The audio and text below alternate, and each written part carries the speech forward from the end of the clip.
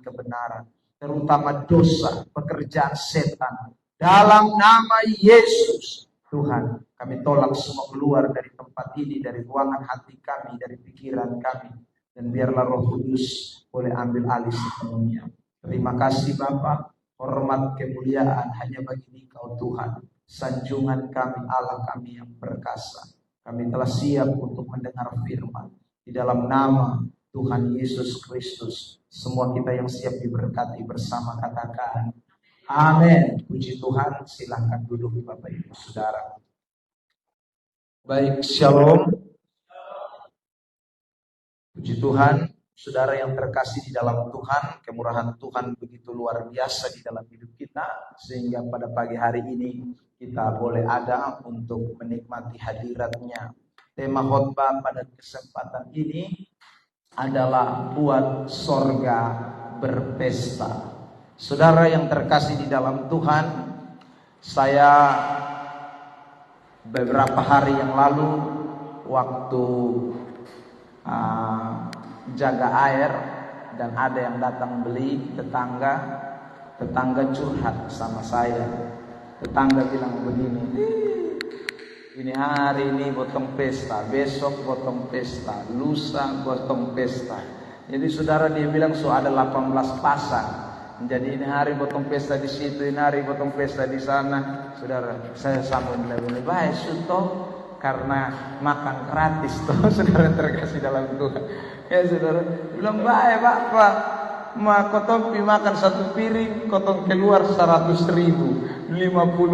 Belum lagi kalau kotong ada di dalam itu persatuan. Baru buka buku lihat, 2,5, 250. Kotong bisa Bapak hanya sekedar saya bilang bawa satu rumah semua ya, supaya pare ya saudara terkasih dalam Tuhan. Ya, jadi saudara hari-hari ini pesta duniawi, wah luar biasa ya. Di mana-mana pesta.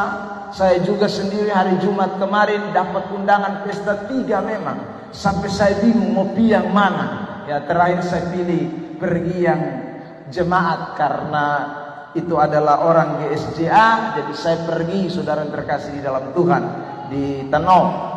Jadi pesta ini tiap hari ada terus. Pesta tiap hari ada. Hari Selasa yang lalu saudara waktu saya khotbah di BPD, saya bilang saudara hari ini kami ada syukuran. Lalu kemudian minggu yang kemarin kami ada syukuran. Jadi kemudian selesai khotbah ada pendeta tanya saya, Bapak tiap hari syukuran terus? Oh iya kita ini syukuran terus, tiap hari makan terus, syukuran makan. Lalu dia lanjut, tapi kok Bapak berat badan tidak naik-naik? Saya bilang memang dari dulu kala sebegini, jadi tidak bisa naik, tidak bisa turun. Nah saudara yang terkasih di dalam Tuhan, jadi benar hari ini orang suka bikin pesta, di mana-mana terjadi pesta. Tetapi ada satu pesta yang seringkali dilupakan, yaitu pesta sorgawi. Nah saudara yang terkasih dalam Tuhan, karena itu pada kesempatan yang diberkati ini saya mau mengajak kita untuk belajar firman Tuhan ini. Bagaimana supaya kita buat sorga yang berpesta, bukan hanya dunia yang berpesta. Karena dunia berpesta tidak mendatangkan keuntungan apa-apa. Dunia yang berpesta selalu saja ujungnya pasti rugi. Saudara yang terkasih di dalam Tuhan. Kenapa saya katakan demikian? Karena kalau undang orang saudara tambah banyak, maka pasti kita pengeluaran banyak. Nah kalau pengeluaran banyak tidak ada istilahnya untung. Kalau pemasukan banyak itu namanya untung. Tetapi kalau pengeluaran yang lebih banyak dari pemasukan itu namanya kerugian. Nah karena itu saudara, pesta di dunia ini selalu yang namanya ada kerugian. Senangnya cuma sedikit, tetapi ruginya lebih banyak. Tetapi kalau saudara dan saya kita menemukan fakta-fakta di dalam Alkitab tentang pesta sorga, itu selalu memberikan keuntungan yang besar, bukan mendatangkan kerugian. Amin. Nah saudara yang terkasih di dalam Tuhan Yesus Kristus, ada 2 ayat yang akan menjadi pembuka pembacaan kita pada pagi diberkati ini. Saudara, mari kita akan sama-sama memperhatikan 2 teks ini. Yang pertama Lukas 15 ayat yang ke-7 terlebih dahulu. Mari kita membacanya bersama-sama di dalam hitungan yang ketiga. 1, 2, 3. Aku berkata kepadamu, demikian juga akan ada sukacita di sorga karena satu orang berdosa yang bertobat, lebih daripada sukacita karena 99 orang benar yang tidak memerlukan pertobatan. Perhatikan, ayat itu mengatakan jelas, ada sukacita di sorga. Saudara, saya ganti kata sukacita itu dengan ada pesta di sorga karena satu orang berdosa yang bertobat. Saudara, lihat lagi ayat yang ke-10, Lukas 15 ayat yang ke-10. Mari kita akan membacakan teks ini bersama-sama di dalam hitungan yang ketiga. 1, 2, 3. Aku berkata kepadamu, demikian juga akan datang sukacita pada malaikat-malaikat Allah karena satu orang berdosa yang bertobat. Jadi saudara yang terkasih dalam Tuhan, bagaimanakah kita membuat sorga berpesta? Satu-satu caranya kita membuat sorga berpesta adalah dengan kita membawa satu orang berdosa, bukan 10 orang, satu orang berdosa bertobat. Maka Alkitab berkata dengan jelas bahwa sorga bersukacita, malaikat-malaikatnya bersukacita karena ada satu orang yang bertobat. Jadi saudara yang terkasih di dalam Tuhan, bayangkan kalau saudara satu hari ada 10 orang yang dibawa kepada Kristus. Ada saudaraku 10 orang yang datang kepada Tuhan. Ada 10 orang yang bertobat. Maka saudara, saya tidak bisa bayangkan betapa meriahnya sukacita, kemeriahan pesta yang luar biasa pasti terjadi di dalam kerajaan Allah. Itu yang Tuhan kehendaki, itu yang Tuhan mau. Dan saudara, sebagai orang-orang percaya, adakah kita sudah terlibat di dalam pesta sorgawi tersebut? Adakah kita juga sudah membuat sorga bersukacita karena kita membawa satu orang berdosa datang kepada Tuhan? Saudara yang terkasih di dalam Tuhan Yesus Kristus, saya masih ingatkan kembali khotbah kita pada minggu yang lalu, bahwa tanda orang dipenuhkan dengan Roh Kudus itu salah satunya adalah beritakan Injil. Jadi kalau kita tidak beritakan Injil, kita tidak bersaksi, maka kita bukan orang yang penuh Roh Kudus. Dan apa tujuan kesaksian kita? Tujuan kita, saudaraku, tidak lain adalah membawa orang bertobat, membawa orang datang kepada Kristus. Tujuannya adalah supaya orang berdosa datang kepada Tuhan. Itu tujuan dari bersaksi, tidak ada tujuan yang lain. Karena saudara, waktu kita bawa satu saja orang datang kepada Tuhan, maka saya ulang lagi, akan terjadi pesta yang meriah di dalam kerajaan Allah. Nah, karena itu saudara yang diberkati oleh Tuhan Yesus Kristus, kita semua yang hadir pada pagi hari ini, tugas kita adalah bawa satu orang berdosa datang kepada Tuhan. Ada amin? Saya ulang lagi, tugas kita adalah, ingat, tidak bukan 10 orang, satu orang. Tandai itu kalimat ya, satu orang. Itu angka yang paling minim, saudara yang terkasih di dalam Tuhan. Angka yang paling minim yang Tuhan mau kita lakukan. Ya. Jadi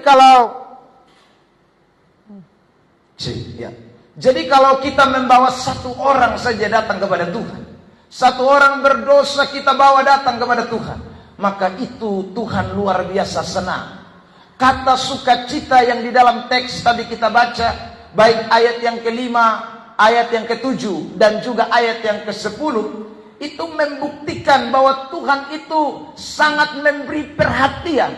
Tuhan itu sangat senang. Tuhan itu luar biasa, saudaraku, memberi satu pengharapan kepada satu orang saja yang datang dan bertobat kepada Tuhan. Nah, Saya merasa bahwa saudara, kalau kerinduan Tuhan ini kita tidak sama-sama miliki, maka kita cuma jadi orang Kristen yang menyenangkan kita pun diri. Karena Tuhan tidak pernah disenangkan dengan saudara kita diberkati. Tuhan tidak senang itu, kita yang senang. Saudara, kita saudara tidak bisa senangkan Tuhan dengan apa yang kita bisa lakukan setiap hari. Tuhan tidak disenangkan dengan itu. Tuhan disenangkan ketika saudara dan saya buat pesta di sorga dengan membawa satu orang datang kepada Kristus, membawa satu orang berdosa mengenal Tuhan, satu orang berdosa menyesal, berubah cara berpikir, meninggalkan hidup yang lama. Itulah yang Tuhan senang.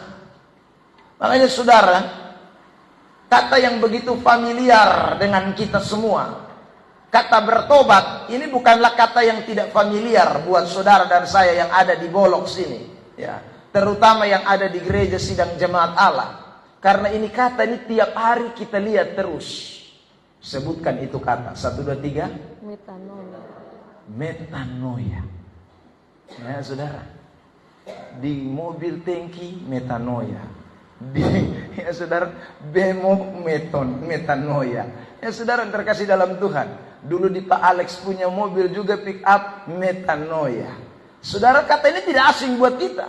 Metanoia dari kata metanoeo yang saya tulis dalam bagian ini, itu sama.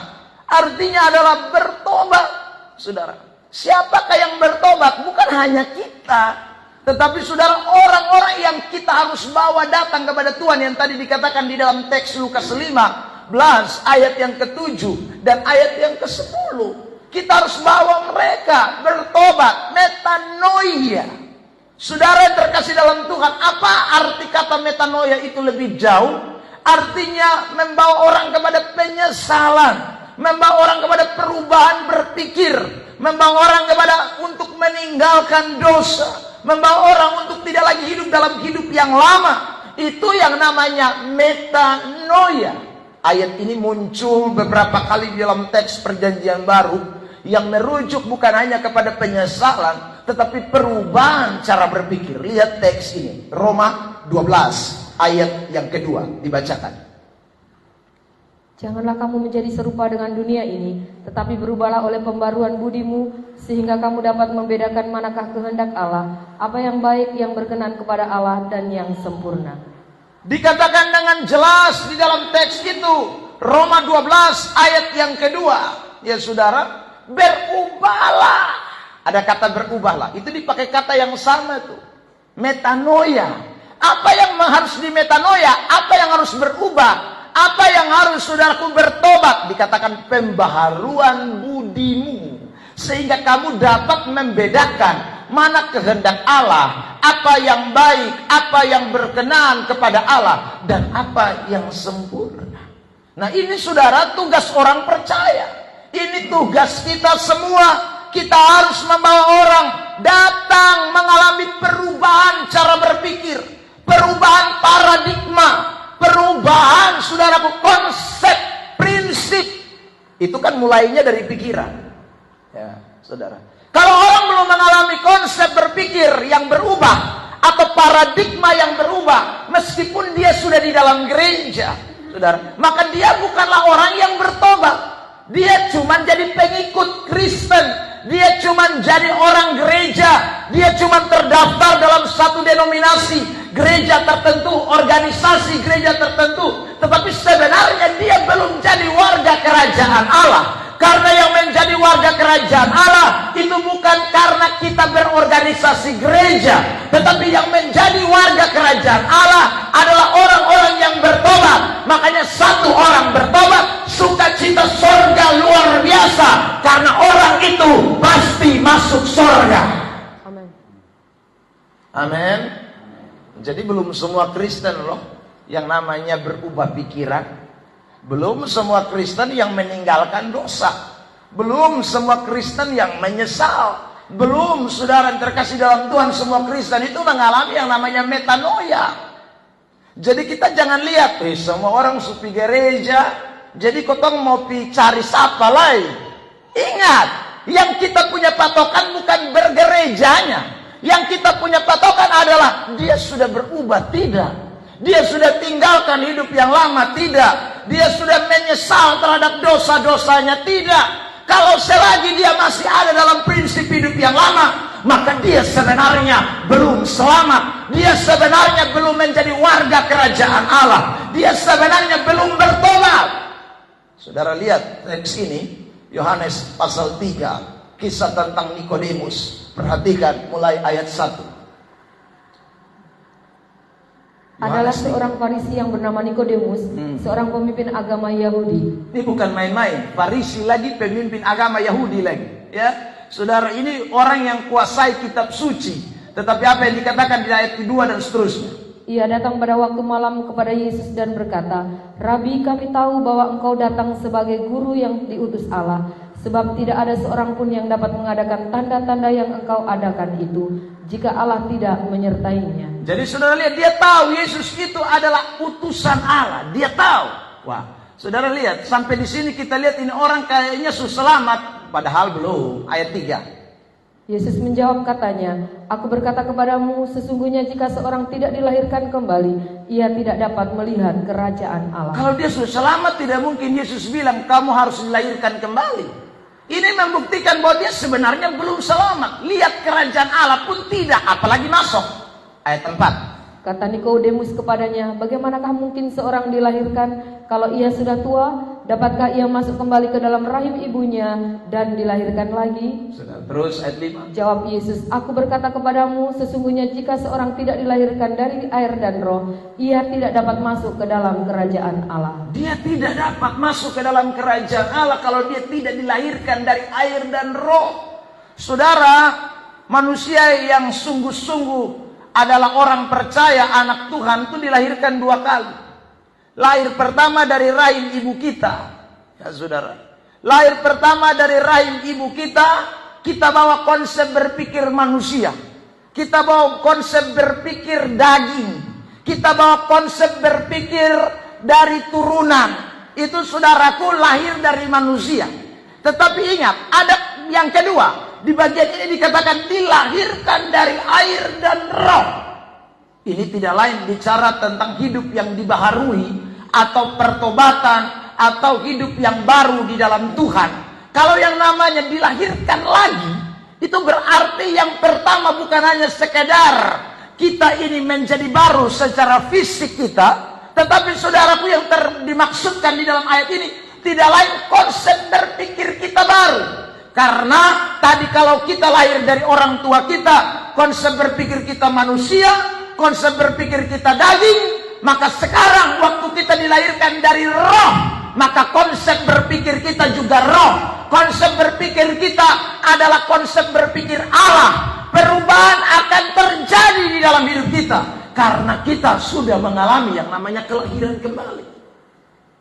Nah, ini yang kita tidak boleh lupakan, saudara. Jadi cobalah kita lihat sekarang di seluruh sekitaran hidup kita. Ya, berapa banyak orang Kristen yang sungguh-sungguh sudah jadi warga kerajaan Allah.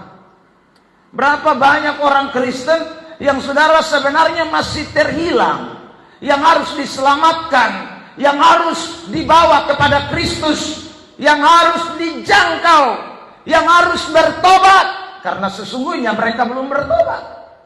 Saudara, mereka cuma jadi Kristen yang masih pikiran daging, pikiran manusia, konsepnya masih konsep lama, sama kayak ini Nikodemus di dalam teks Yohanes pasal 3. Jadi dia pemimpin agama Yahudi, orang Farisi, tetapi ya konsep berpikirnya masih konsep berpikir manusia, konsep berpikirnya konsep berpikir daging, sehingga hidupnya pasti di dalam kedagingan. Hidupnya tidak sesuai dengan apa yang Roh Kudus mau, apa yang Tuhan mau. 2 minggu yang lalu saya sudah sampaikan, kalau orang dipimpin oleh Roh Kudus, itu roh itu meledakkan, sehingga orang akan mengalami perubahan hidup. Tidak mungkin orang yang dipimpin Roh Kudus hidupnya tidak berubah, saudara terkasih dalam Tuhan. Nah, karena itulah setiap hari jangan hanya kita pikir dia supi gereja, jangan. Kalau kita cuma sampai kepada berpikir bahwa dia sudah pergi gereja, maka kita tidak akan lagi menginjil.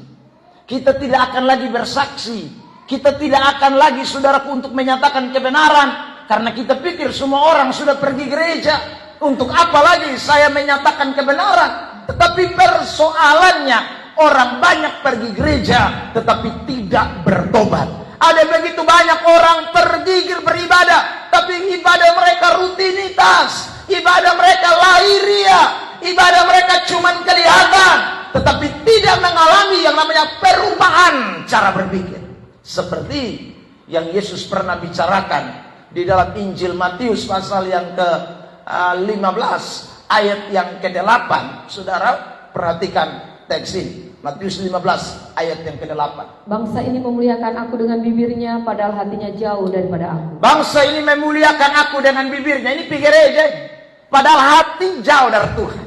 Hati sudah melekat dengan Tuhan. Ayat 7, ayat yang ke-9 katakan. Percuma mereka beribadah kepadaku, sedangkan ajaran yang mereka ajarkan ialah perintah manusia. Saudara, percuma mereka beribadah. Kenapa? Ajaran yang mereka ajarkan bukan perintah Tuhan, tapi perintah manusia yang mereka ajarkan. Saudara yang terkasih dalam Tuhan, perintah-perintah manusia yang kelihatannya rohani, tapi firman Tuhan diabaikan. Apa saja perintah manusia yang kelihatannya rohani? Mari kita gabung untuk kita jalan salib. Nah, itu rohani. Mari kita gabung untuk gotong royong kerja gereja. Itu rohani. Mari kita gabung untuk kita bikin arisan, majelis-majelis. Itu rohani, saudara. Itu perintah-perintah manusia. Tetapi ajaran Kristus tidak dinyatakan. Ya, hanya perintah-perintah manusia. Jadi kalau bangun gereja orang rame, kalau arisan gereja orang rame, kalau saudara jalan salib orang rame. Tetapi sekali lagi perintah Tuhan tidak diajarkan. Vokal grup rame. Sebenarnya itu baik-baik semua. Bangun gereja baik, jalan salib baik. Tetapi saudara, persoalannya mereka abaikan firman Allah. Ayat 10, perhatikan. Lalu Yesus memanggil orang banyak dan berkata kepada mereka, Ayat 11. dengar dan camkanlah, bukan yang masuk ke dalam mulut yang menajiskan orang, melainkan yang keluar dari mulut, itulah yang menajiskan orang. Mereka hidup dalam kenajisan. Saudara terkasih dalam Tuhan, mereka bikin aturan-aturan agama yang terlalu banyak. Ya, padahal itu semua aturan-aturan manusia. Makan mesti cuci tangan, jalan mesti begini, mesti begitu. Ya, tetapi semuanya itu cuma ajaran manusia. Mereka tidak pedulikan apa yang keluar dari dalam hidup mereka yang penuh dengan kenajisan. Saudara terkasih dalam Tuhan, ini yang Yesus kemudian singgung keras di dalam ayat yang ke-19 mungkin. Silakan Matius 15. Karena dari hati timbul segala pikiran jahat, pembunuhan, persinahan, perjamulan, pencurian, sumpah palsu dan hujat. Dari hati yang tadi itu najis keluar ini semua. Jadi mereka pikir tiap hari hanya jahat, pikir pembunuhan, pikir persinahan, pikir percabulan, pikir pencurian, pikir sumpah palsu, pikir hujat. Itu yang mereka lakukan. Padahal gereja terus, ibadah non-stop. Saudara terkasih dalam Tuhan, padahal mereka tidak tahu bahwa mereka lakukan semuanya perintah-perintah manusia yang mereka kerjakan. Aturan-aturan yang mereka kerjakan, aturan manusia. Pertobatan tidak ada, karena hati mereka tidak mengalami perubahan. Hidup mereka ada dalam pikiran hati yang jahat, pembunuhan, persinahan, percabulan, pencurian, sumpah palsu, dan hujat. Tadi malam saya masih bicara di ulang tahun gereja Batu Lesa Petra. Saya ingatkan baik-baik semua kita, termasuk jemaat Tuhan di tempat ini. Kalau bikin pesta, ya saya ulang, kalau bikin pesta itu jangan undang MC itu bencong. Ya. Neta heran sekarang nih, orang kok suka dengan bencong, makanya bencong di ini kota ini tambah banyak. Ya. Tim dansa bencong, WL, MC bencong. Hai, laki-laki dan perempuan sekurang kok.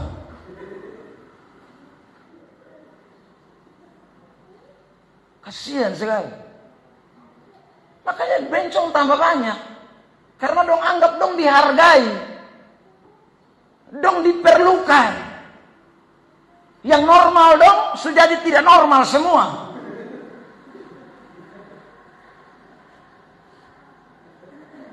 Itu kalau ada jemaat di sini yang bikin pesta berundang bencong, luju bencong sama ke dia.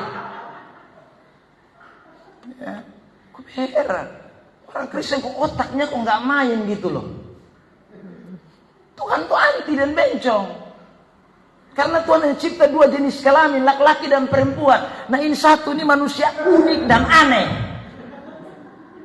Tahu dia datang dari planet mana? Sudah. Nah, kita mau gabung dengan ini begini. Kita sedang khotbah untuk LGBT supaya tidak boleh berkembang di ini negara. Gereja menentang LGBT. Sebagian orang Kristen dukung ini. Lelhanak dong ini. Saudara yang terkasih dalam Tuhan. Waduh itu kita memang orang tidak bertobat itu. Pikiran mesti bagus. Saudara yang terkasih dalam Tuhan. Ya karena nanti bahaya dia pun kata-kata itu. Kemarin yang saya ikuti di Tanoto. Dia pun kata-kata itu tidak alkitabiah. Saudara-saudara, Tuhan memberkati laki-laki dan perempuan termasuk bencong. Tuhan tidak berkati bencong, lu jadi sial. Ya saudara. Aneh saja. Alkitab ini bicara jelas, terang benerang. Mulai dari kitab Kejadian 1 ayat 28. Waktu Tuhan menciptakan manusia itu hanya ada dua, laki-laki, perempuan. Soalnya ada satu jenis ini. Bisa mau juga begitu, dong undang itu tim warrior. Yang keluar tadi berpikir wanita, ternyata lelhanak semua yang keluar. Saudara yang terkasih dalam Tuhan. Gila betul-betul. Yang lebih parah, dong bayar ini bencong-bencong. Kasih hamba Tuhan 200, bayar bencong 500, luju bencong gila sama dengan dia. Ini berat orang-orang begini nih. Ya. Yang saya heran tuh itu orang-orang di gereja tuh. Ya, kadang-kadang kita ini tidak pikir Tuhan puhati. Sorry, bemus omong ini. Kita hanya pikir botompu diri, botompu kesenangan, botompu happy-happy, sampai botom lupa Tuhan pun salah. Paulus bilang apa? Coba kita lihat ini ayat, Galatia 1 ayat 10. Lihat ini teks. Galatia 1 ayat 10. Ya. Baca. Jadi bagaimanakah sekarang? Adakah ku cari kesukaan manusia atau kesukaan Allah? Yeah. Adakah ku coba berkenan kepada manusia?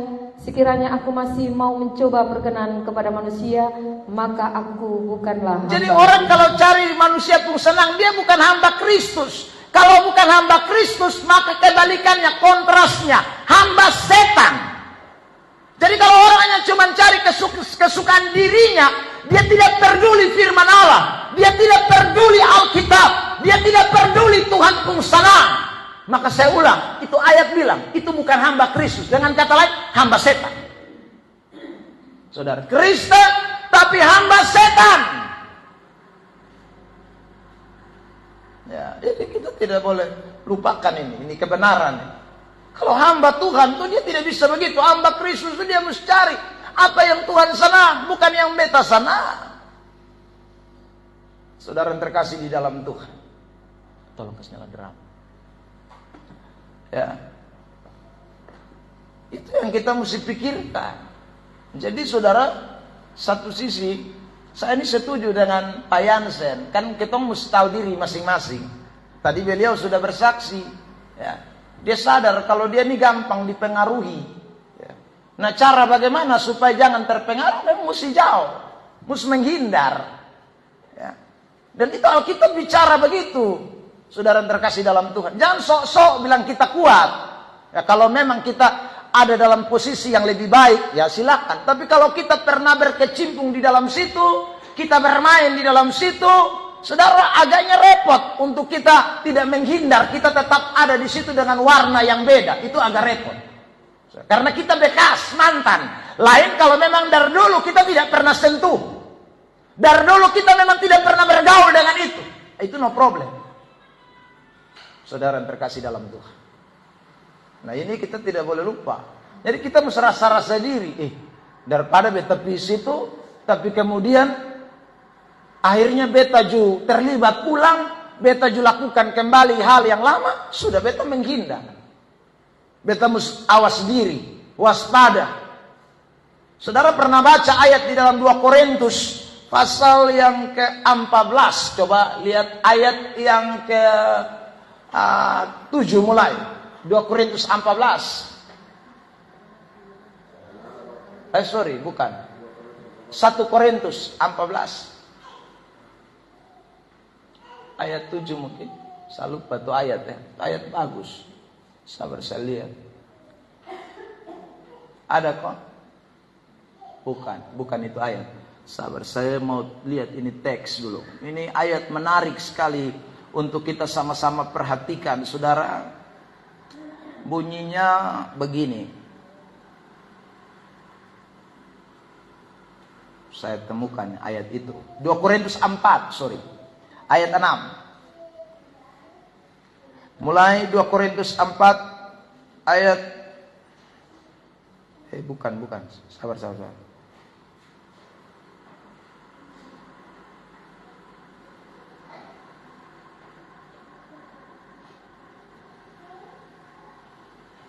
Sabar ya. Ayat ini bagus sekali bunyinya, saudara. 2 Korintus 6 ayat 14, tabalik. 2 Korintus 6 ayat 14. Ya, tampilkan. Silakan dibaca. Janganlah kamu merupakan pasangan yang tidak seimbang dengan orang-orang yang tak percaya. Sebab persamaan apakah terdapat antara kebenaran dan kedurhakaan, atau bagaimanakah terang dapat bersatu dengan gelap? Ayat 15 mulai. Terus. Kristus bait Allah yang hidup menurut firman Allah ini, aku akan diam bersama-sama dengan mereka dan hidup di tengah-tengah mereka, dan aku akan menjadi Allah mereka dan mereka akan menjadi umatku. Ayat 17 ini penting. Sebab silakan. itu keluarlah kamu dari antara mereka. Keluarlah kamu dari antara mereka. Terus. Dan pisahkanlah dirimu dari mereka. Pisahkan dirimu dari mereka. Mereka yang mana yang tadi kita baca di ayat yang ke-14 itu. Mereka yang ada di dalam gelap. Kita sudah diterang.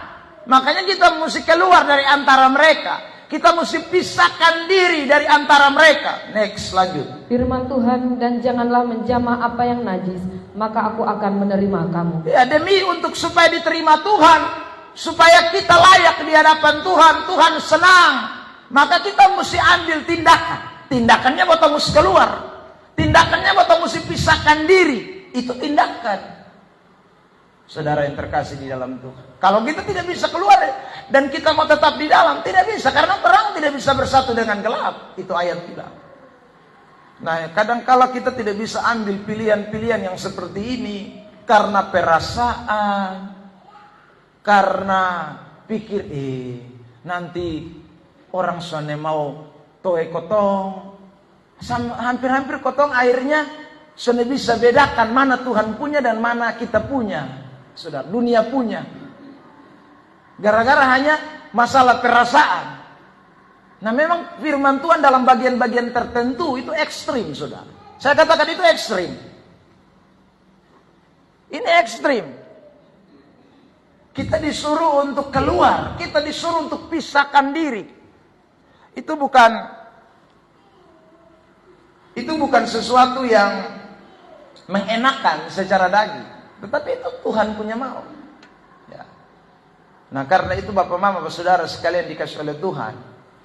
Sekali lagi saya mau sampaikan buat kita semua, di tengah-tengah dunia ini kita sedang ketemu dengan banyak orang yang sebenarnya belum bertobat. Dan tugas kita, saya ulang, cuma satu saja. Ya. Cuma satu yang Tuhan minta. Bukan 10, bukan 15, bukan 20. Satu orang saja bertobat. Luar biasa. Hari ini di gereja kita, ya, kalau setiap pribadi tahu ini satu orang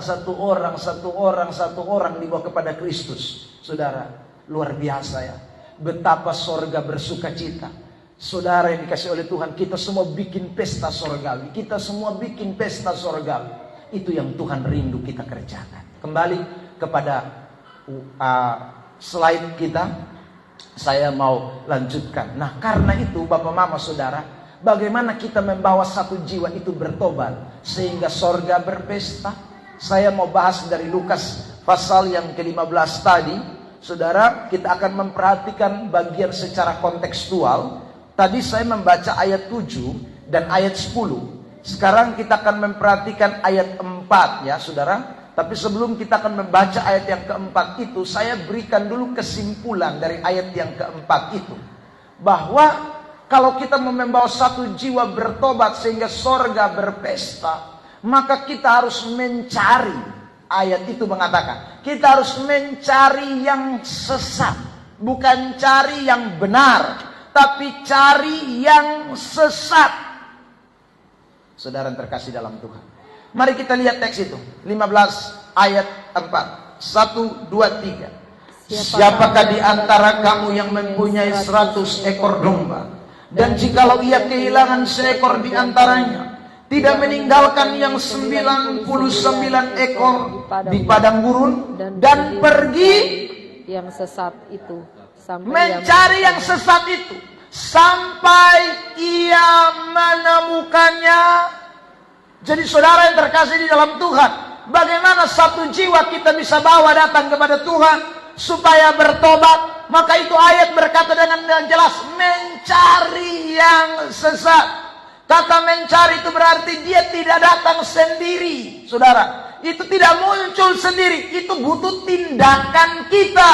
Itu butuh action kita.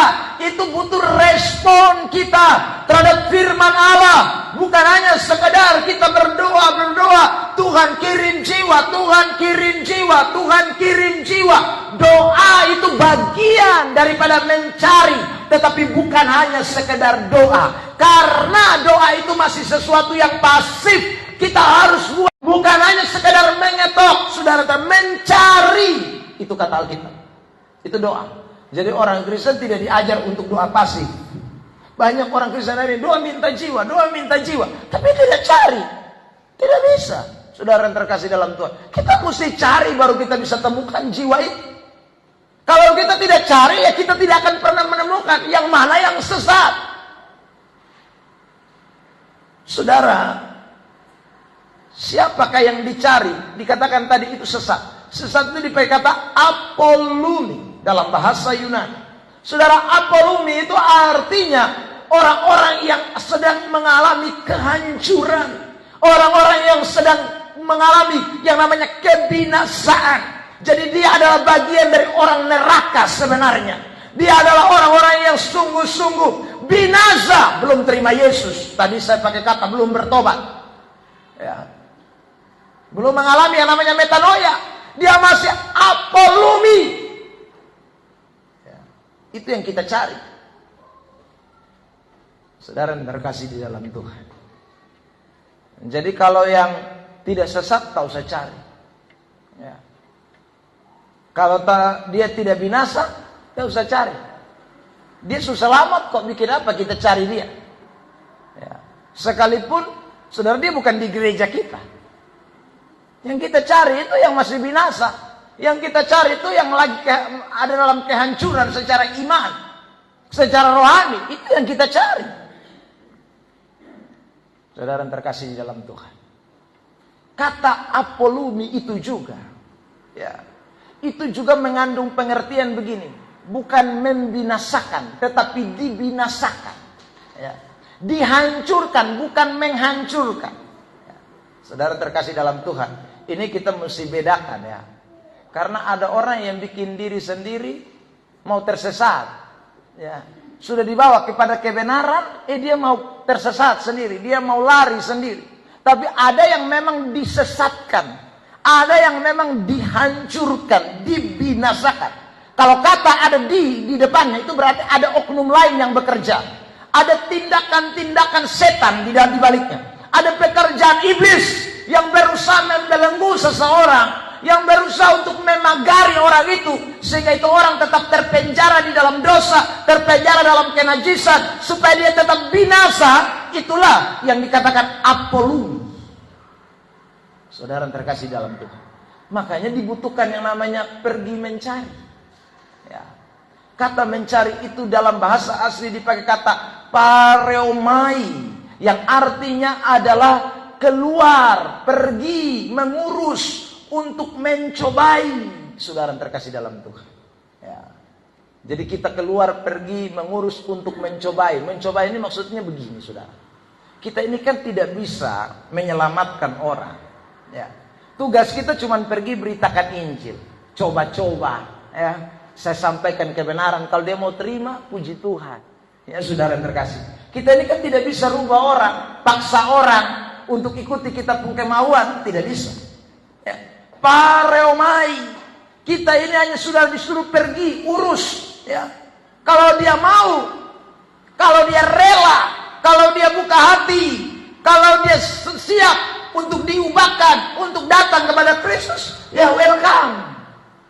Ya puji Tuhan. Tapi kalau tidak, ya masih ada domba yang sesat lain.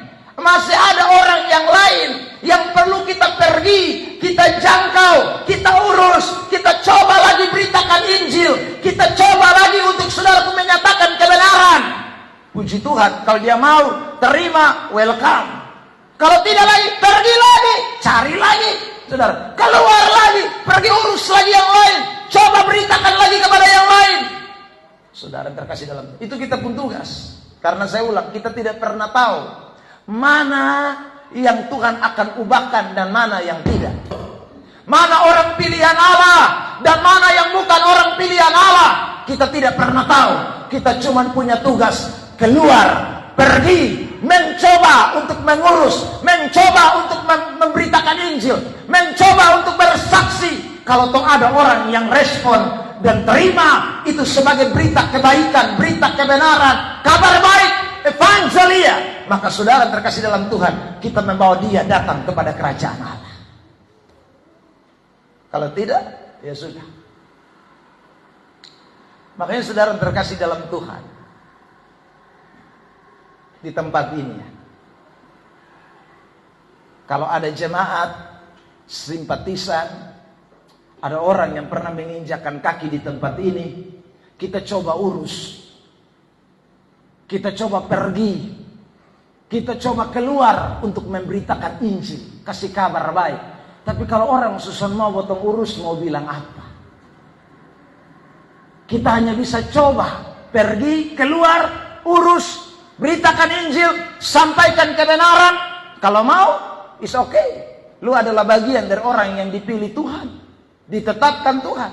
Tapi kalau lu keras kepala, ya kau tuh mau bilang apa? Tugas kita cuma pergi, beritakan, coba, urus. Itu kita pun tugas. Tidak boleh paksa orang. Saudara terkasih dalam Tuhan, kita tidak bisa merubah orang pun keputusan. Tuhan juga begitu. Karena tidak semua domba, kalau domba diurus rela, kalau domba diurus dia mau, kalau domba diajak untuk mendengar dia mau. Tapi kan kita tidak tahu mana domba, mana kambing. Saudara, begitu kita mau urus dia, itu kambing. Kalau dia sudah tanduk, lu jangan elus-elus lah, itu kambing, dia tonggo lu, selesai. Ya, lebih baik sudah. Kalau kambing, cari domba. Kalau domba yang sesat itu kan piting nggak angka, dia rela, dia mau potong urus, dia mau saudaraku untuk kita bawa pulang, dia mau, itu domba. Tapi kalau yang bakincang, apalagi saudara terkasih dalam Tuhan, dia berkata, keputusan saya sudah bulat. Itu kambing, jangan tahu urus. Saudara terkasih dalam Tuhan. Nah, kita mesti tahu. Karena ada kambing, ada domba. Domba itu pernah begitu. Makanya saudara, Alkitab itu bicara bukan kambing yang tersesat, tapi domba yang tersesat. Karena domba, saudara kalau tersesat, biar karmana pun, dia tidak akan pernah bantana. Dia tidak akan kepala batu. Dia akan rela ikut. Saudara terkasih dalam Tuhan, itu domba. Ciri domba itu luar biasa, saudara. Makanya hari ini saya mau pesan buat kita. Jangan pusing dengan kambing, cari domba. Masih banyak domba di luar sana. Masih banyak. Terlalu banyak domba. Domba-domba yang tersesat dalam tanda kutip. Yang lagi salah jalan, yang lagi dibinasakan, yang lagi dihancurkan oleh pekerjaan setan. Mereka tidak tahu. Mereka mau lepas dari jalan itu, tapi mereka tidak bisa lepas. Mereka mau keluar, tapi mereka tidak bisa keluar. Mereka perlu ada orang yang pergi urus. Mereka perlu ada orang yang pergi lepaskan mereka. Dan itu adalah saudara dan saya. Amin. Amin. Bilang samping kiri kanan, jangan hanya doa saja, sekarang keluar dan cari jiwa. Amin. Ya saudara, kalau berdoa, seorang terlalu banyak berdoa. Saya satu hari kalau khotbah di 3 persekutuan, maka saudara 3 pokok beban dunia itu tidak pernah lewat. Nah saudara, itu kalau hanya 3 persekutuan. Nah bayangkan kalau satu hari ada berapa banyak persekutuan doa. Itu baru persekutuan doa. Setiap persekutuan doa itu kan punya doa 3 beban. Dan doa 3 beban itu salah satu adalah doa buat jiwa-jiwa yang terhilang. Itu pasti, saudara, buat jiwa-jiwa yang terhilang. Nah itu baru persekutuan doa. Belum tambah orang-orang percaya yang berlutut siang malam berdoa minta, Tuhan bawa jiwa datang, bawa jiwa datang. Terlalu banyak yang berdoa, tapi yang pergi cari sedikit. Yang doa tapoa, tapi yang pergi cari sedikit. Yang mau pi urus sedikit. Yang mau coba untuk melepaskan sedikit, tidak banyak. Karena itu saudara, Yesus mau kita bukan hanya berdoa. Saya ulang ini kalimat. Yesus mau kita pergi dan mencari. Lihat Matius 22 ayat 9 mulai. Perhatikan. Sebab itu pergilah ke persimpangan-persimpangan jalan dan undanglah setiap orang yang kamu jumpai di sana di perjamuan kawin itu. Ayat 10.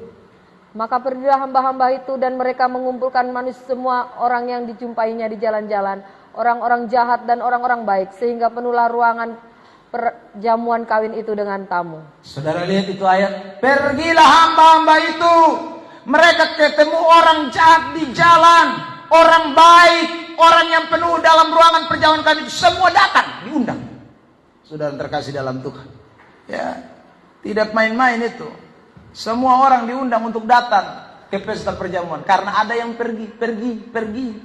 Hamba-hamba jangan duduk saja. Tuhan bilang begitu. Tuhan pesta bilang begitu. Siapakah Tuhan pesta? Tuhan kita. Disuruh kita hamba-hambanya. Ayo keluar. Pergi beritakan Injil. Pergi bersaksi. Pergi cari jiwa. Pergi jangkau. Orang-orang di pinggir jalan. Di mana saja. Orang yang jahat, orang baik. Bawa semua. Saudara terkasih dalam Tuhan. Baik ini tentu dalam konteks bukan baik karena dia sudah kenal Tuhan. Dia baik saja. Ada orang baik banyak di luar sana, tapi tidak kenal Tuhan. Ya. Orang itu baik sekali. Dia tidak merokok, dia tidak judi, dia tidak minum laru, dia tidak selingkuh. Dia baik. Tapi dia belum kenal Yesus, itu soal. Saudara terkasih dalam Tuhan. Ya. Makanya itu perlu dibawa juga. Pergi. Selamatkan, karena dia juga tersesat. Meskipun dia baik, dia juga sedang tersesat. Karena pola pikirnya yang lama belum berubah.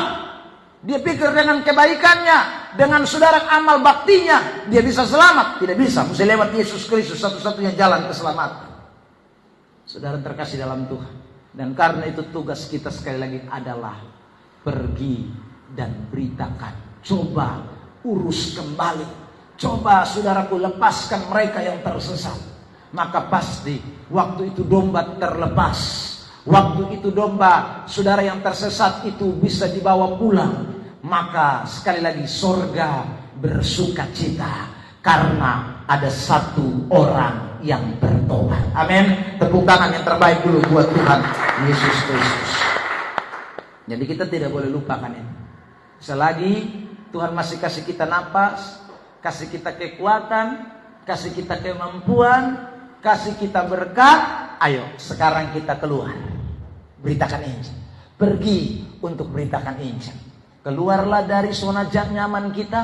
keluar dari tempat di mana komunitas terang dengan terang, saudara, pergilah ke kegelapan. Saya selalu katakan bagian ini, saudara yang terkasih di dalam Tuhan, bahwa kalau kita bawa lampu senter sekalipun, saudara, datang senter di neon tidak ada arti. Tetapi kalau saudara bawa lilin kecil saja, saudara ada di tengah kegelapan, itu sangat berarti dan sangat luar biasa. Lampu yang terang, saudaraku yang terkasih dalam Tuhan, tidak bisa diterangi dengan lampu yang terang juga, ya. Kecuali tempat yang gelap, maka bisa diterangi dengan, saudara, lampu yang terang. Sekalipun cuman lilin kecil yang menyala, tetapi lilin kecil yang menyala di tengah kegelapan mempunyai arti yang sangat besar. Itulah hidup orang-orang percaya, itulah hidup saudara dan saya, orang-orang yang sudah diselamatkan, yang telah menjadi anak-anak terang.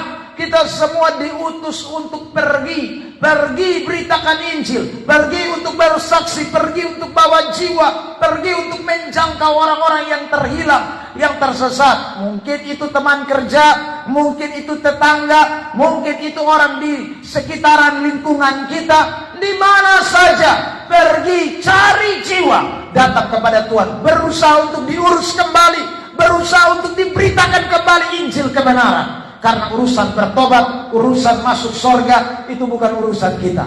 Urusan kita adalah pergi dan selamatkan mereka yang tersesat. Kedua, saudara terkasih dalam Tuhan, bagaimana kita membawa satu jiwa bertobat sehingga surga berpesta. Saya mau kita perhatikan teks ayat 5. Tapi sebelum kita akan membacakan teks itu, saya beri dulu kesimpulan dari bagian yang kita akan bahas ini. Saudara, yang kedua, orang hanya bisa dibawa kepada Tuhan jikalau dikatakan diletakkan di atas bahu. Ya. Lihat ayat ini, Lukas 15 ayat 5. Dan kalau ia telah menemukannya, ia meletakkan di atas bahunya dengan gembira.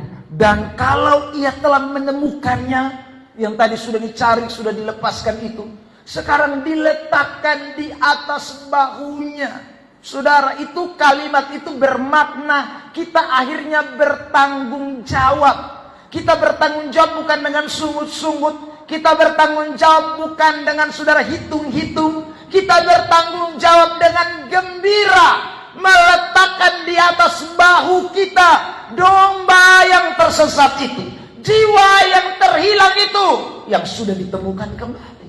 Saudara yang terkasih dalam Tuhan, kata meletakkan itu memiliki makna dari kata epititeni. Epititeni itu artinya, saudaraku, sebuah kata perintah maskulin atau kata perintah yang bersifat laki-laki. Maskulin itu laki-laki, ya, untuk membawa, menggendong, meringankan beban orang lain. Jadi dalam kasus ini, entah kita perempuan, Tuhan perintahkan kita jadi laki-laki, harus kuat, harus punya kekuatan untuk bisa meringankan beban orang lain. Saudara terkasih dalam Tuhan, jadi jiwa-jiwa yang kita bawa, jiwa-jiwa yang kita sudah lepaskan, itu menjadi tanggung jawab kita untuk meringankan beban orang itu. Saudara terkasih dalam Tuhan, ya, tentu ini tidak bicara soal hal finansial, ya, tetapi gambar ini paling tidak memberikan arti itu. Saudara, orang yang kita bawa datang kepada Kristus itu sudah menjadi bagian pokok doa kita, ya. Itu sudah menjadi bagian pokok doa saudara dan saya. Sebentar di akhir dari kebaktian kita ini, mulai hari ini, saya sudah mulai menyiapkan video buat kita. Maksud saya adalah kita semua mesti terbeban untuk mendoakan paling tidak jiwa-jiwa ini. Saudara yang terkasih dalam Tuhan, penginjilan kita sudah lakukan, pemberitaan Injil kita sudah sebarkan, kita sudah coba pergi urus dengan cara beritakan Injil. Tetapi adakah kita juga mulai meletakkan beban di atas bahu kita? Dalam video nanti saudara akan lihat bahwa orang yang berdoa untuk jiwa-jiwa itu tidak banyak, ya. Kita berdoa untuk ini jiwa-jiwa, saudara, karena jiwa-jiwa ini mereka semua berbeban berat. Kalau mereka tidak berbeban berat, tidak mungkin mereka tersesat. Kalau mereka, saudaraku, tidak punya beban berat, tidak mungkin mereka hilang. Mereka dihancurkan karena ada beban yang berat. Saudara, dan kita dipanggil untuk saling tolong-menolong. Kita dipanggil untuk, saudaraku, menjadi orang-orang yang mau meletakkan beban-beban itu di atas pundak kita dengan sukacita, dengan gembira. Saya ulang, paling tidak kita mendoakan. Karena itu tiap Jumat di tempat ini, saudara yang terkasih dalam Tuhan, ada banyak hamba-hamba Tuhan yang berlutut di hadirat Tuhan, sedang berdoa untuk beban-beban saudara. Saudara yang tidak ikut doa, saudara tidak tahu. Tapi setiap namamu disebut di dalam doa mereka. Mereka tidak tahu persis bebanmu apa, tetapi dalam doa itu disebut. Keluarga bapak ini, keluarga ibu ini, keluarga ini disebutkan di dalam doa-doa itu. Saudara, kenapa? Karena mungkin mereka tidak bisa bantu secara materi, tapi paling tidak nama saudara disebut di dalam doa itu. Itu artinya ada beban yang juga dipikul oleh saudaramu seiman. Saudara yang terkasih dalam Tuhan, belum kalau di rumah ya, saya tidak tahu kan, kita masing-masing doa di rumah. Ya bersyukurlah kalau masih ada orang yang berdoa untuk saudara-saudaranya. Tapi kalau dia hanya doanya, Tuhan hari ini saya, istri, anak, saya kembali lagi, istri, anak. Dia lupa tetangganya, dia lupa orang yang dia bawa kepada Kristus. Aduh, ini kasihan sekali ya saudara. Ini orang egois, dan orang Kristen tidak diajar untuk berdoa demikian. Kita diajar untuk saling menanggung beban satu dengan yang lain, meringankan beban orang lain. Lihat teks ini, Galatia pasal 6 ayat yang kedua. Perhatikan, silakan. Bertolong-tolonglah menanggung bebanmu, demikianlah kamu memenuhi hukum Kristus. Bertolong-tolonglah, ayat itu mengatakan menanggung bebanmu, demikianlah kita memenuhi hukum Kristus. Jadi saudara, bagaimana kita bisa bawa jiwa kepada Kristus? Dengan sekali lagi kita berdoa buat beban-beban mereka. Kita berdoa buat kebutuhan-kebutuhan mereka. Kita berdoa buat saudaraku, apa masalah yang sedang mereka hadapi, doakan. Itu akan meringankan beban dia. Dan itu yang saudara saya sedang menggendong orang-orang itu. Roma pasal 15 ayat 1. Lihat. Kita yang kuat wajib menanggung kelemahan orang yang tidak kuat, dan jangan kita mencari kesenangan kita sendiri. Kita yang kuat wajib menanggung kelemahan orang yang tidak kuat. Dalam hal apa? Rohani tentunya. Jangan kita mencari kesenangan kita sendiri dong.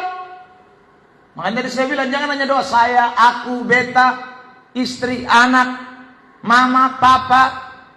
Jangan hanya itu. Saudara yang terkasih dalam Tuhan, ada banyak orang yang lemah, yang butuh dukungan, support doa kita. Jangan kita cuma mencari kesenangan diri kita sendiri, kata Alkitab. Nah, itu yang membuat akan banyak jiwa datang kepada Kristus. Itu yang akan membuat banyak jiwa datang kepada Tuhan. Karena mereka merasa bahwa beban mereka diringankan, beban mereka dipikul oleh orang lain juga. Mereka tidak tanggung beban mereka sendiri. Saudara terkasih dalam Tuhan, di grup Facebook saya, ya, khotbah pendeta Ebenezer Plaimu, saya bikin satu kotak masuk khusus inbox, yang mana saya suruh semua pengikut-pengikut di dalam grup itu, kurang lebih ada 3.000-an orang, saudara, untuk mengirim beban doanya, ya, mengirim beban doanya untuk kita doakan. Ya, kita tidak kenal itu orang-orang dong, separuh. Ada yang kita kenal, ada yang kita tidak kenal, tidak pernah jumpa dengan muka. Tapi saudara terkasih dalam Tuhan, lewat inbox itu saya minta, ya, berbagi di grup itu saudara, untuk saling mendoakan. Saya kirim nomor WhatsApp saya, WA saya di grup. Saya bilang, kalau saudara punya beban doa, silakan kirim, saudara. Paling tidak saya menanggung kelemahan saudara. Yang lemah menanggung yang kuat, menanggung yang lemah. Itu adalah kesenangan yang Tuhan inginkan, bukan kesenangan kita. Saudara yang terkasih dalam Tuhan. Ya. Ini kita tidak boleh lupakan. Maka saya ulang, 1 jiwa bertobat, sorga bersuka cita. Karena kalau beban sudah jadi ringan, wah itu orang akhirnya melihat Kristus. Puji Tuhan, saya lihat mujizat, saya lihat pertolongan Tuhan, saya lihat tanda-tanda heran. Saudara terkasih dalam Tuhan. Ya. Itu penting untuk kita lakukan. Itu penting untuk kita kerjakan. Itu penting untuk kita lakukan sebagai hamba-hamba Tuhan, sebagai orang-orang yang sudah diselamatkan. Jadi kalau mau sorga, bersuka cita. Saya ulang, cari, pergi, keluar untuk mulai jangkau jiwa. 2, ingat, mulai beban, doakan orang-orang yang kita sudah bawa kepada Tuhan. Taruh di dalam pundak doa kita, taruh di bahu kita. Ini beban yang saya harus gumul. Saya kuat, saya mesti tanggung yang lemah. Saya kuat, saya mesti tanggung orang yang lemah. Bertolong-tolonglah kamu menanggung beban, kata firman Tuhan. Saudara yang terkasih dalam Tuhan, jadi menggendong di atas bau artinya mau berkorban bagi orang lain dengan gembira. Berkorban dalam hal apa? Sekali lagi, terutama dalam hal berdoa. Karena materi boleh, tetapi materi itu terbatas. Ya, dukungan yang lain boleh juga, misalnya pikiran, tenaga. Saudara boleh kita berkorban buat orang lain, tetapi itu kan terbatas. Kadang-kadang kita punya, kadang-kadang kita tidak punya. Tapi doa selalu bisa, saudara. Kadang-kadang kita bisa melakukan sesuatu buat itu orang karena kita berkelebihan, tapi kadang-kadang kita memang terbatas. Tapi saya ulang, dalam hal doa tidak ada yang terbatas. Semua kita bisa lakukan untuk kemuliaan bagi nama Tuhan.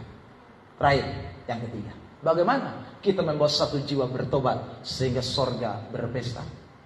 Yang terakhir adalah memberikan sambutan yang hangat. Welcome to my home. Ya. Datanglah ke rumah saya. Berikan sambutan yang hangat. Saudara yang terkasih dalam Tuhan, itu penting. Orang Kristen harus berani untuk menanggalkan segala sesuatu yang kita sedang hadapi. Untuk satu, kita rindu jiwa-jiwa diselamatkan, bertobat. Sambutan yang hangat itu penting. Welcome. Ayat ini, mari kita baca. Lukas 15 ayat 6.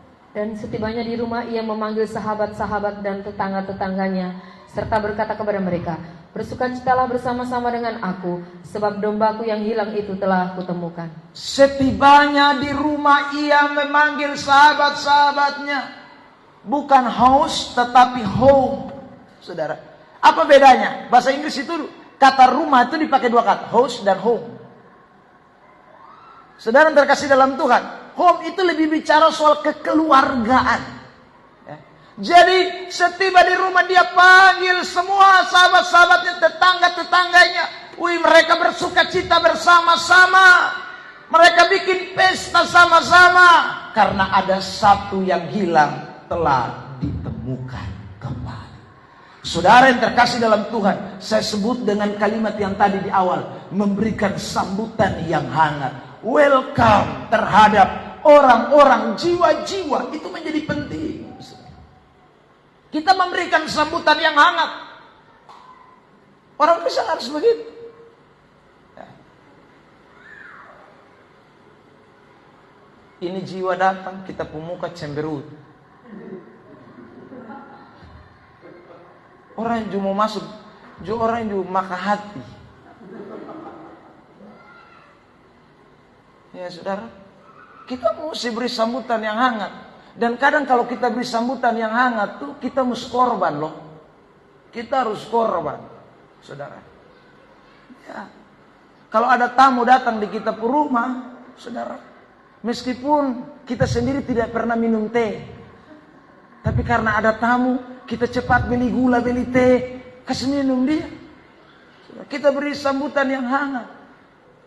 Kita kasih sambutan yang hangat. Bahkan bukan hanya itu, mungkin kita rela masak yang terbaik kita kasih. Meskipun selama kita, saudaraku, sendirian, kita tidak pernah makan daging ayam, tidak pernah saudaraku makan ikan, tapi tamu datang kita pusing beli ikan, beli ayam, kita kasih sambutan hangat. Kita kasih. Saudara terkasih dalam Tuhan. Tapi jangan orang pulang bilang, ini dong datang hanya makan saja. Aduh.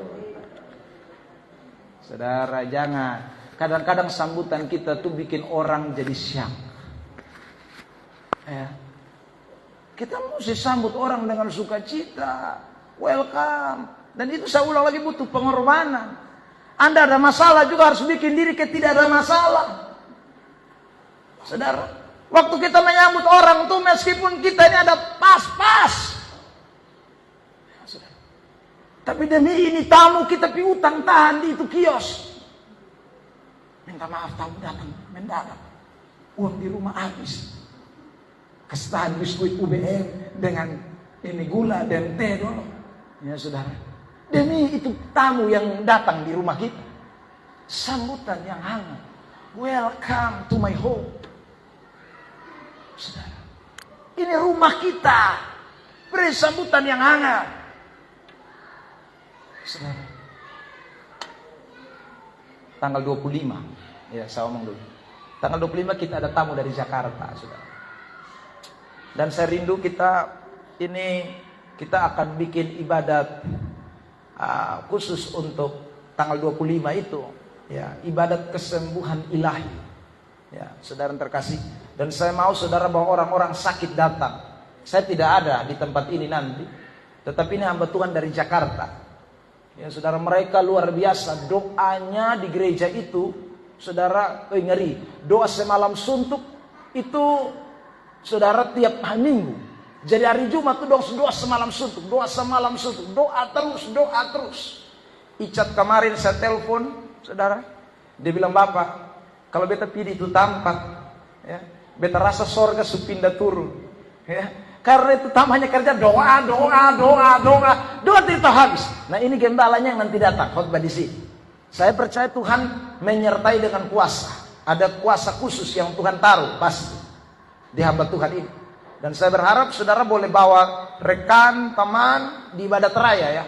Saudara, saya juga nanti akan bikin selebaran, undangan, supaya yang sakit bawa datang, supaya didoakan, beri sambutan yang hangat kepada semua. Ya saudara, beri sambutan yang hangat, welcome kepada semua. Karena tanggal 25 itu saya ada khotbah di GSJA di Tangerang. Ya saudara, karena itu kami tidak ada di sini. Saudara terkasih dalam Tuhan, tapi ada hamba Tuhan yang Tuhan sudah utus jauh-jauh hari. Ya. Hari Kamis kemarin saya ditelepon, dia mau datang Kupang. Jadi saya langsung bilang 25 pagi di sini. Saudara terkasih dalam Tuhan. Saya berharap semua jemaat akan diberkati, juga orang-orang yang hadir akan diberkati Tuhan, akan dilawat Tuhan dengan luar biasa di dalam khotbah dan juga doa yang akan dilakukan. Saya sudah kasih tahu juga bahwa saya rindu ada doa kesembuhan ilahi di gereja. Yang sakit-sakit semua boleh didoakan. Kita percaya masih ada mujizat, ya. Kita yakin masih ada mujizat.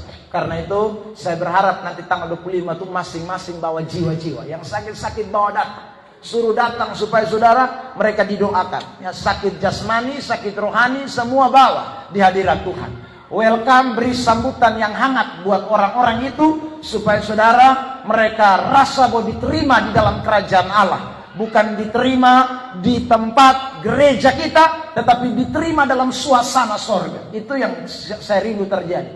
Jadi saudara, kita ini kan sering dapat banyak simpatisan yang datang keluar masuk di gereja.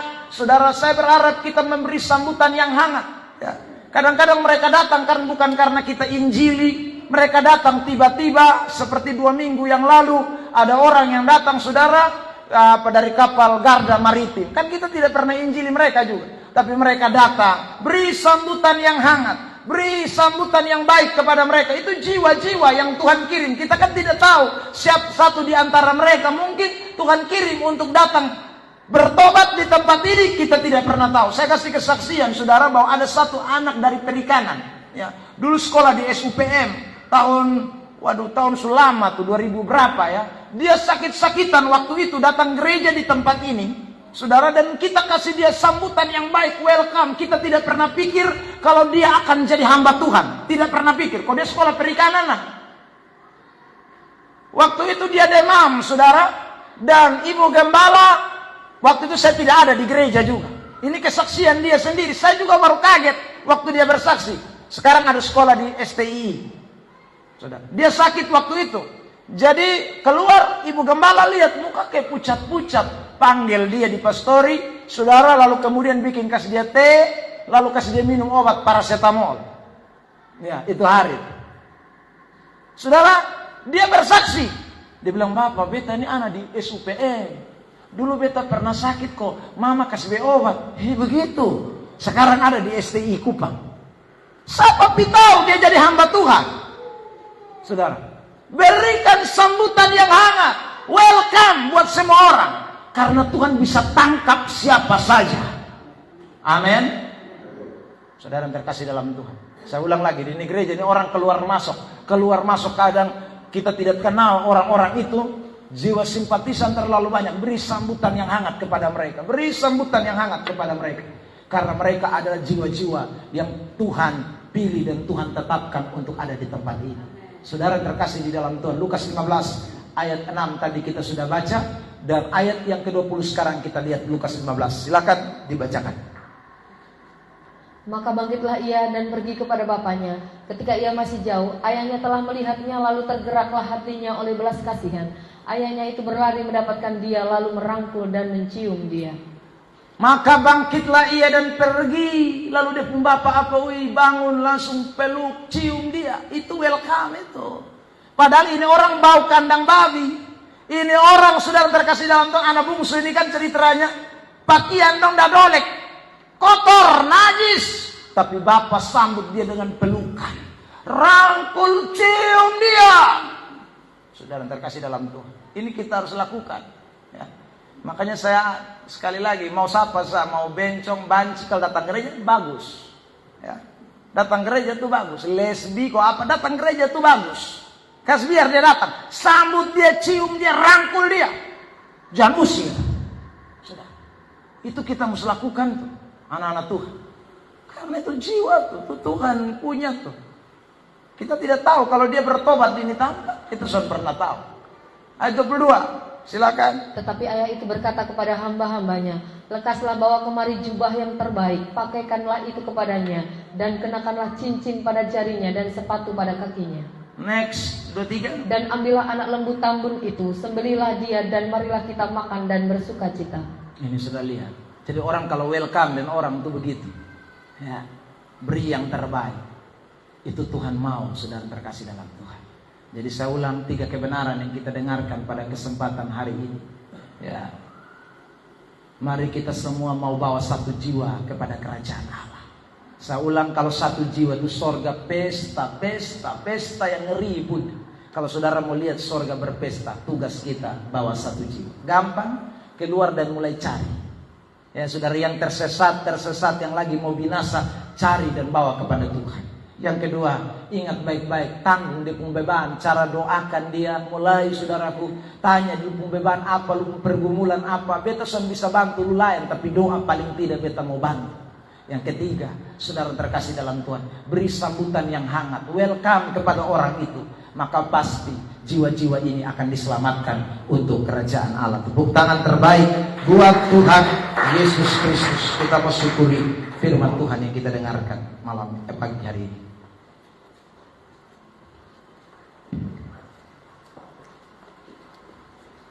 Haleluya Yesus. Terima kasih Tuhan.